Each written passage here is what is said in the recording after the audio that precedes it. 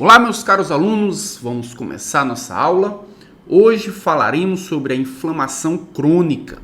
Na aula passada falamos sobre a inflamação aguda e nessa aula iremos dar continuidade ao processo inflamatório falando da inflamação crônica. Então, como é que podemos diferenciar a inflamação aguda da inflamação crônica? Na inflamação aguda, nós vimos na aula passada que é um processo inflamatório de curta duração, que apresenta sintomatologia durante alguns minutos, horas ou poucos dias. O objetivo do processo inflamatório agudo é mostrar ao organismo que existe algo que está lesionando o tecido, que há necessidade de se tomar uma providência e também tem como objetivo diminuir a extensão daquele agente causador do processo inflamatório. Mas é de curta duração, porque, como nós vimos, os sinais flogísticos da inflamação, a dor, a alteração vascular produzindo edema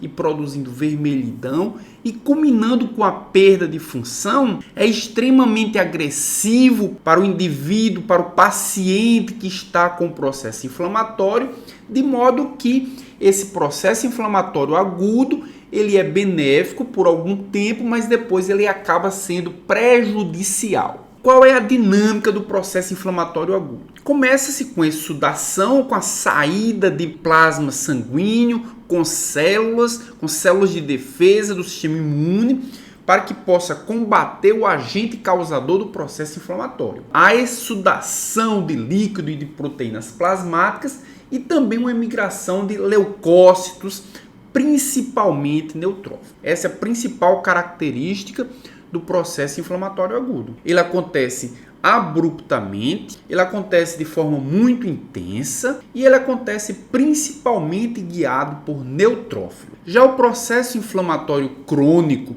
que na maioria das vezes ele segue o processo inflamatório agudo. Nós vimos no final da aula passada que o processo inflamatório agudo, quando ele não consegue resolver o agente causador do processo inflamatório, muitas vezes ele se transforma no processo inflamatório crônico. Então, o processo inflamatório crônico ele é muito mais longo do que o processo inflamatório agudo. Ele pode durar meses até anos. E a dinâmica? Qual a dinâmica do processo inflamatório crônico? Acontece, além dos sinais flogísticos da inflamação, acontece proliferação vascular, ou seja, o tecido começa a criar uma nova organização histológica. Começa a ser sintetizado o aparecimento de um tecido conjuntivo e a predominância das células imunológicas, linfócitos e também macrófagos. E com esse crescimento tecidual, com o aparecimento de novos tecidos e novos vasos, nós temos a terceira fase da inflamação crônica, que é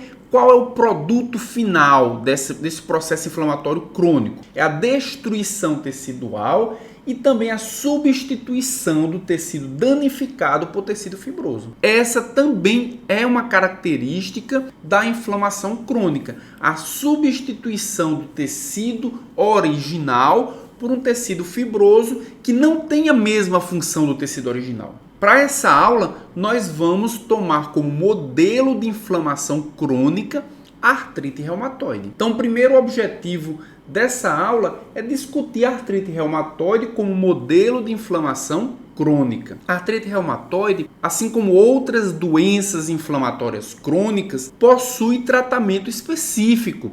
E a artrite reumatoide nós veremos que existe um tratamento específico. Entretanto, nós vamos falar nessa aula principalmente do tratamento que é genérico para todas as doenças inflamatórias crônicas, que é o tratamento com corticosteroides. Então, os corticosteroides são usados como anti-inflamatório para doenças inflamatórias crônicas, dentre elas a artrite reumatoide. Então, nossos três próximos objetivos são para avaliar, para estudar a ação dos corticoides como fármaco para tratamento de doenças inflamatórias crônicas. Então, o segundo objetivo é discutir a farmacocinética e a farmacodinâmica dos corticoides. O terceiro objetivo, relacionar as indicações dos corticoides com suas características. E o quarto objetivo é analisar os parâmetros de efetividade e segurança dos pacientes que usam corticoides. Para iniciar essa videoaula, vamos discutir um caso clínico. Esse caso clínico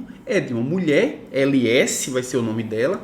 Ela tem 64 anos, é casada, a profissão dela é costureira, ela é não fumante e ela é portadora de hipertensão arterial sistêmica há 8 anos. A pressão dela está controlada com atenolol 25 mg, ela faz uso desse antihipertensivo uma vez ao dia. Mas na consulta de rotina com o cardiologista, a paciente relatou que há 4 anos começou a sentir as articulações dos dedos das mãos inchadas. Inicialmente, apenas as articulações dos dedos da mão apresentavam-se inchadas, também apresentavam-se quentes e dolorosas. São os sinais flogísticos da inflamação. Só que um sinal que não é flogístico e que também aparecia para a paciente era a rigidez matinal nas articulações, e essa rigidez ela perdurava por até 2 horas. Ela relacionou inicialmente esses sintomas com a grande carga de trabalho manual da sua atividade profissional. Lembrando que a paciente era costureira, então ela imaginava que a grande atividade profissional estava produzindo a sintomatologia que ela estava percebendo. Progressivamente, ela passou a sofrer também de fortes dores nas articulações das mãos e dos pés, predominantemente envolvendo os punhos, os cotovelos, os ombros, os joelhos e a região cervical. Então observe que inicialmente o acometimento era das articulações pequenas. Posteriormente, também foi acometida as articulações maiores. Como foi feita a avaliação dessa paciente? Então, diante do quadro, a paciente ela foi encaminhada para um reumatologista. Lembrando que a paciente ela foi identificada essa sintomatologia pelo cardiologista numa consulta de rotina para a sua hipertensão, foi encaminhado para um reumatologista, já que era um problema reumatológico. Na consulta, as articulações dos dedos, dos punhos e dos joelhos, elas estavam edemaciadas e quentes.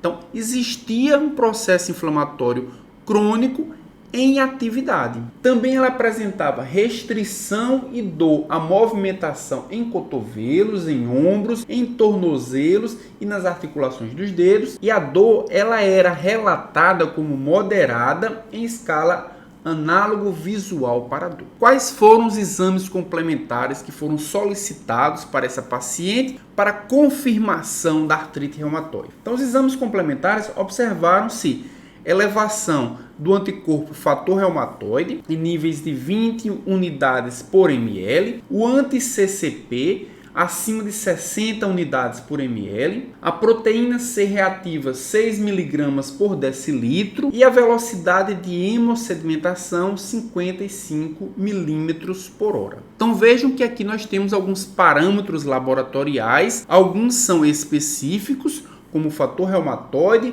como anti-CCP, nós vamos ver na fisiopatologia da artrite reumatoide, que esses são autoanticorpos que são produzidos contra proteínas das articulações. E 2 desses parâmetros laboratoriais são genéricos para o processo inflamatório, que é a proteína C reativa e a velocidade de hemossedimentação, que vai avaliar a progressão do processo inflamatório, sem, entretanto, ser específico para a artrite reumatoide. A radiografia também foi solicitada e ela evidenciou erosões marginais nas articulações próximas dos dedos e também mostrou derrame em ambos os joelhos. Após a aplicação dos índices de atividade da doença, nós vamos ver como esses índices são aplicados, como eles são interpretados. O reumatologista avaliou que a paciente apresentava alta atividade para a doença.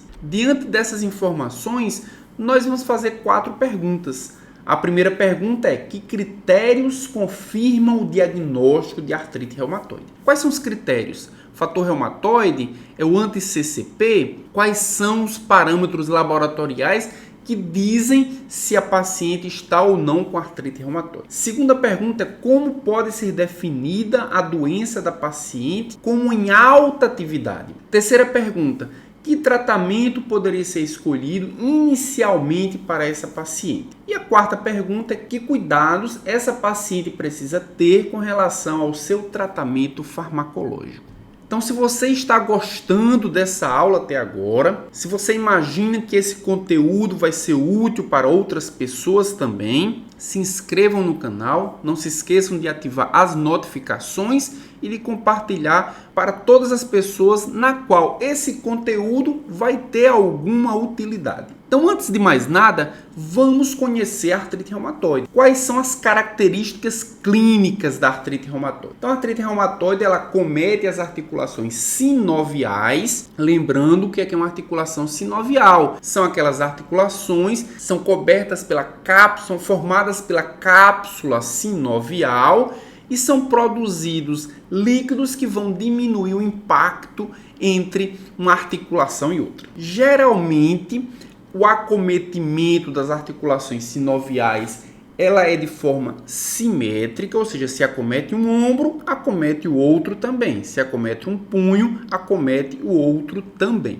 Apresenta leve perda funcional e deformidades. A gente viu que existem erosões nas articulações e essas erosões elas têm como consequência a deformidade das articulações. A paciente apresenta rigidez matinal. Essa também é uma característica clínica. Nós vimos que a paciente apresentava essa sintomatologia, a rigidez matinal. Apresenta também perda de peso, edema e rubor articular, além da limitação de movimento, principalmente na articulação acometida. Do ponto de vista epidemiológico, a prevalência mundial da artrite reumatoide varia entre 0,5% a 1%. Isso significa dizer que é uma doença relativamente frequente, pode atingir até 1% da população mundial. Só que ela acomete mais mulheres. De 3 a 4 vezes as mulheres são mais acometidas do que os homens. E a faixa etária principalmente acometida é entre 30 e 50 anos. Então, se a paciente apresentar características epidemiológicas e clínicas, mesmo se não houver parâmetros laboratoriais que confirmem, mas já existem muitos indícios de que aquela paciente pode estar sendo acometida pela artrite reumatoide. Do ponto de vista fisiopatológico, nós temos duas citocinas extremamente importantes no modelo fisiopatológico compreendido da artrite reumatoide. Uma delas é o TNF-alfa, que tem por função a ativação de outras citocinas, também a expressão de moléculas de adesão, a produção da angiogênese, ou seja, a geração de novos vasos sanguíneos e também a indução da dor. Esse é o papel do TNF-alfa. A segunda citocina importante na fisiopatologia da artrite reumatoide é a interleucina 6. A interleucina 6 é responsável pela ativação de leucócitos, pela produção de anticorpos e também no desenvolvimento de manifestações sistêmicas, porque além das manifestações clínicas articulares, alguns pacientes desenvolvem manifestações extraarticulares, são manifestações sistêmicas,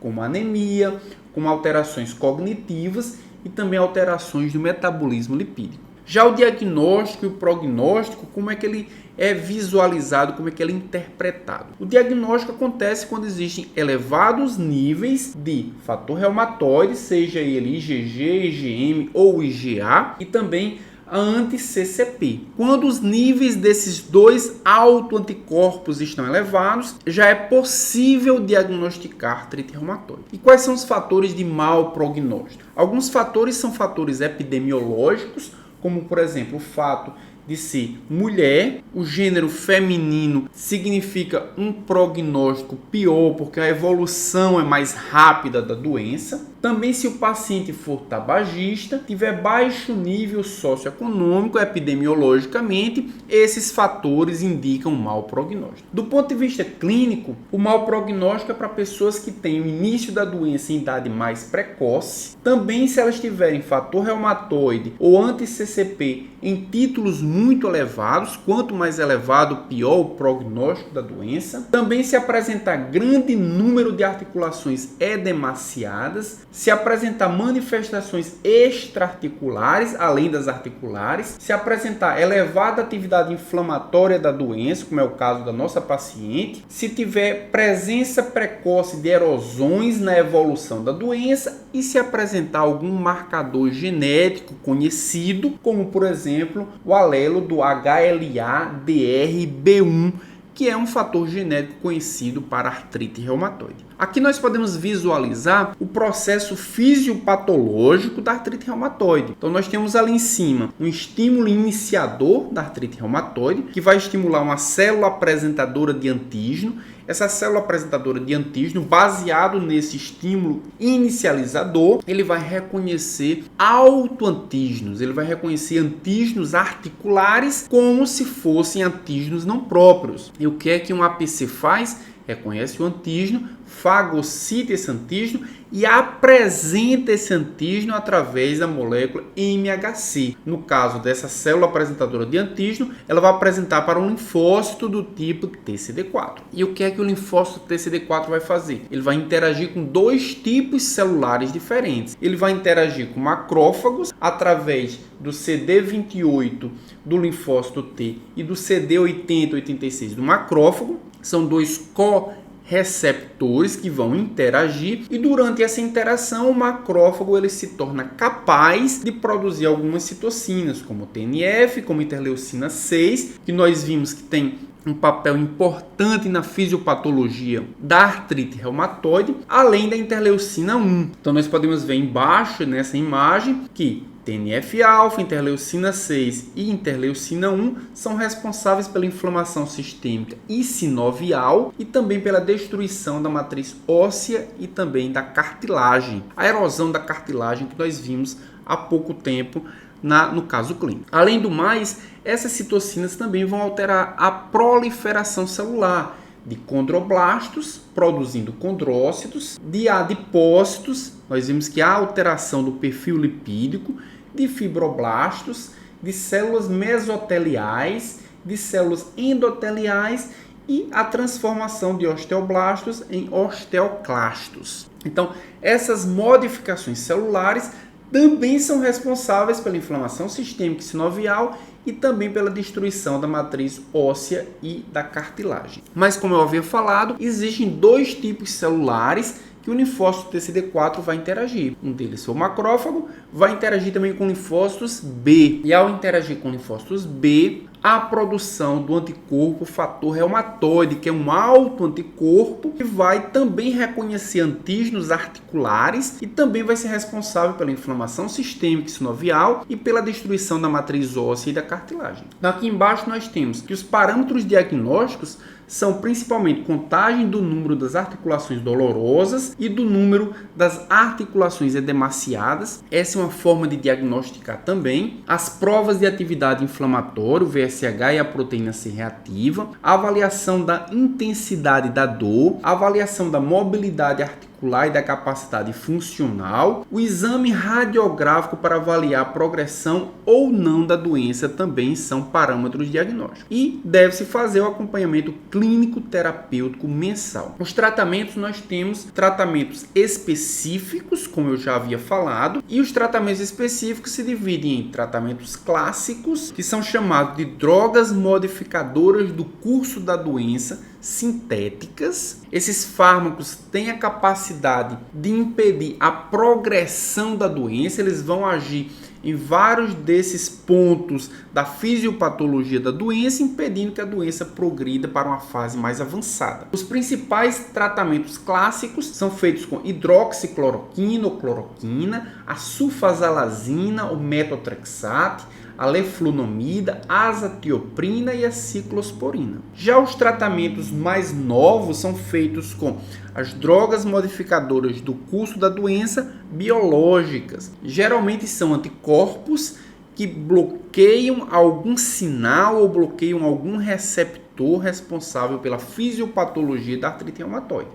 Nós temos infliximab, etanercept, adalimumab, rituximab, abatacept, anaquina e tocilizumab. Todos eles são anticorpos e esses anticorpos eles são produzidos contra algum alvo da fisiopatologia da doença. Aqui nós podemos ver alguns exemplos. Etanercept, por exemplo, bloqueia receptor do TNF-alfa. Já o tocilizumab ele bloqueia o receptor da interleucina 6. Por isso que são tratamentos específicos para artrite reumatoide, são chamados novos ou biológicos, porque são formados principalmente por anticorpos. E aqui nós podemos ver o algoritmo de decisão terapêutica da artrite reumatoide. Nós temos aqui 3 linhas de tratamento, né? A primeira linha, que é a primeira escolha, geralmente é feito com monoterapia, preferencialmente com metotrexate, mas vejam que nós temos